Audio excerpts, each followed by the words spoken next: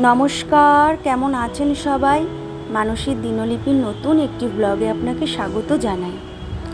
ঘুম থেকে উঠে ফ্রেশ হয়ে চলে এসেছি একটু ছাদে, একটু হাঁটাচলা করে যাব রান্নাঘরে। তার আগে দেখুন প্রজাপতিটাকে, কি সুন্দর।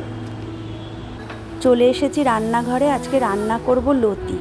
এখানে লতিটা আমি একটু ভাপ দিয়ে নিয়েছি, আর এখানে রেখেছি রসুন আর কাঁচা লঙ্কা গ্রেট করা, পেঁয়াজ কুচি, টমেটো কুচি, কাঁচা লঙ্কা চেরা, আর হচ্ছে একটু চিংড়ি মাছ।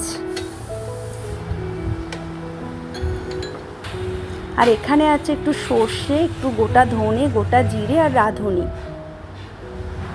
এবার আমি কড়াইটা গরম হলে তার মধ্যে দিয়ে দিলাম সর্ষের তেল। তেলটা গরম হলে ছেড়ে দিলাম কাঁচা লঙ্কা আর রসুন গ্রেটটা। একটু ভাজা ভাজা হলে দিয়ে দিলাম পেঁয়াজ।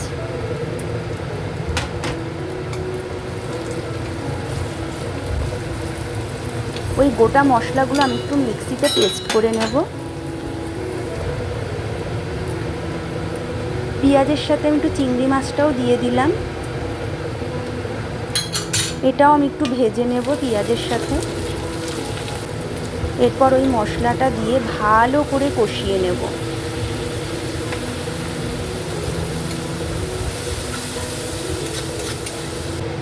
এবার রোজকারের মশলা, একটু লঙ্কার গুঁড়ো, একটু হলুদ গুঁড়ো আর পরিমাণ মতো নুন দিয়ে ভালো করে কষিয়ে নেব।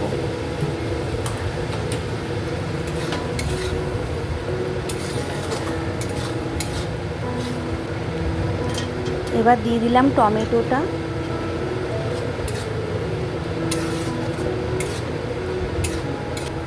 টমেটোটা নরম হওয়ার জন্য আমি একটু ঢেকে দিলাম। ঢাকনা খুলে দেখে নেব টমেটোটা নরম হয়েছে কিনা। এরপরে আমি কচুর লতিটা ঢেলে দিলাম। ভালো করে আঁচটা কমিয়ে এই লতিটাকে ভাজবো। দিয়ে দিলাম চেরা কাঁচা লঙ্কা,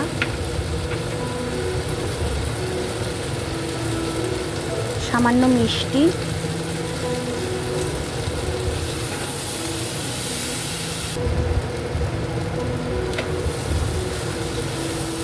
খুব বেশি নাড়াবো না, আস্তে আস্তে এটাকে ভাজবো। এই দেখুন আমার পুরো কমপ্লিট হয়ে গেছে।